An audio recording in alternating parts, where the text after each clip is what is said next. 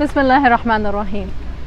ازدواجی زندگی کی دو باتیں جس کی وجہ سے زندگی بنتی ہے جنت بھی جہنم بھی، ایک ہے محبت جو ہر وقت رہتی نہیں، آتی جاتی رہتی ہے کیونکہ یہ ایک جذبہ ہے، اور ایک ہے رحم جو اللہ سبحانہ و تعالی کی یاد دلاتا رہتا ہے، جو رب سے مانگیں تو ملتا جاتا ہے اور ہماری زندگیوں کو بہتر کرتا ہے۔ صلہ رحمی سے ہم بخوبی واقف ہیں، تو اپنے زوج کے ساتھ، اپنے لائف پارٹنر کے ساتھ رحم کرتے ہوئے رہنا ان پہ احسان نہیں ہے بلکہ اپنی ذات پہ احسان ہے۔ وہ کیسے کہ رب تعالیٰ کو پسند ہے رحم کرنا۔ اللہ سبحانہ و تعالیٰ نے قرآن کریم میں 266 ٹائمز الرحمن اور الرحیم کے ناموں سے اپنے آپ کو منسوب کیا ہے، جبکہ الودود یعنی محبت کرنے والا اسے 29 ٹائمز اس کو مختلف طریقے سے استعمال کیا ہے۔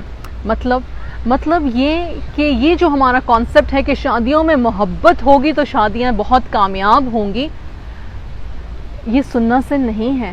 شادیوں میں رحم ہوگا، خدا خوفی ہوگی، اپنی ذات کو اپنی رب کے آگے رکھ کے بہتر بنانے کی کوشش ہوگی، اور اپنی رب کو راضی کرنے کی خاطر سب کو راضی کرنا ممکن تو نہیں پر کوشش جاری رہے گی، تو ہاں ہماری شادیوں میں برکتیں ضرور آئیں گی۔ گاٹمن انسٹیٹیوٹ شادی کے انسٹیٹیوشن پہ بات کرتے ہوئے 4 چیزیں بتاتے ہیں، لیکن وہ ایسی ہیں جو ہمارے رسول صلی اللہ علیہ وسلم نے اور جو قرآن نے بیسکلی ہمیں بتا دی ہیں آج سے 1400 سال پہلے۔ وہ باتیں کیا ہیں؟ سب سے پہلے ایک دوسرے سے بدگمان مت ہو۔ بدگمانی جیسے ہی جر پکڑنے لگے، آپ کے دلوں میں وسواس بٹھانے لگے آپ کے دلوں میں شیطان، اسی وقت اپنے زوج کی، اپنے لائف پارٹنر کی کوئی اچھی بات یاد کر لو، اس سے حسن ظن رکھو، اس کی تعریف کرو۔ کیا خوبصورت بات ہے کہ رسول صلی اللہ علیہ وسلم ازواج المطہرات سے محبت سے، اٹینشن سے، افیکشن سے بات کرتے تھے، اور اسی طرح سے ازواج المطہرات جو تھیں، ہماری امہات المؤمنین جو تھیں، وہ رسول اللہ صلی اللہ علیہ وسلم سے نہایت ادب سے، احترام سے، اٹینشن سے بات کرتی تھیں۔ تو بات کیا ہوئی؟ بات یہ ہوئی کہ رحم محبت پہ فوقیت حاصل کرتا ہے۔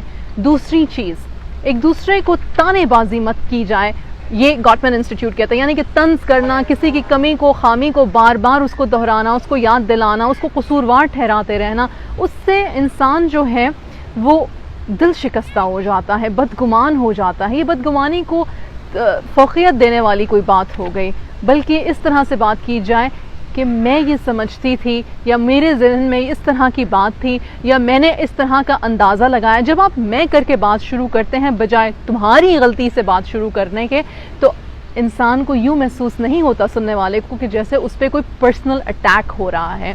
تیسری چیز ہے ڈیفینسونیس، یعنی کہ کوئی غلطی ہوئی ہے یا نہیں ہوئی ہے، یا بچوں کی تربیت میں کوئی کمی بیشی ہو گئی ہے، یا کوئی ایسا مسئلہ ہوا جس میں کہ ہم یہ کہیں تمہیں یہ پتہ ہونا چاہیے تھا، تمہیں کیوں نہیں پتہ تھا۔ ایسے میں کہنا کہ میری غلطی نہیں، میرا قصور نہیں، پرابلم کو سالو نہیں کرے گا۔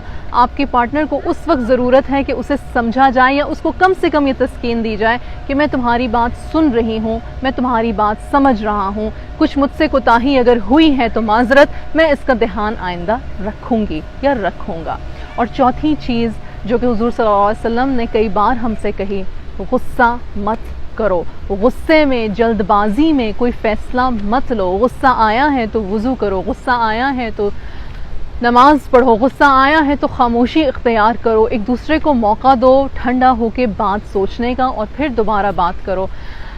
دیکھیں یہ 4 چیزیں سنت سے ہیں، قرآن سے ہیں۔ میں نے پہلے بات رکھی کہ رحم دلی کے بغیر یہ رشتہ نہیں چل سکتا۔ میں ایکسٹریم میرجز کی بات نہیں کر رہی، میں ظلم اور جبر کی بات نہیں کر رہی، پر میں یہ ضرور دعا مانگتی ہوں کہ یا رب ہمیں رحم کرنے کی توفیق عطا فرما، یا ارحم الراحمین ہمارے دلوں کو رحم سے بھر دے، ہمارے دلوں کو نور سے بھر دے، آپ کے حب کے نور سے بھر دے، اور اپنے نفس کے حب سے زیادہ ہمیں آپ کی رضا چاہیے ہو، آپ کی رضا کے لیے ہم بیسیکلی اپنی زندگیاں گزاریں۔